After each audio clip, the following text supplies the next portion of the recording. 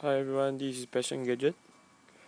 Here we have a Mini 25 white sent in by our customer for repair and having a problem of unable to take photo, and you can see as the LCD display, the blinking flashlight is blinking non-stop even if you take the first photo off.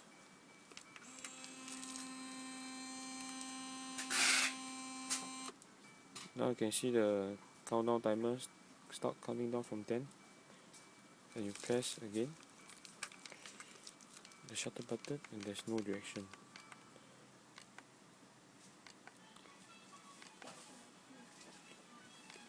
Still blinking non-stop.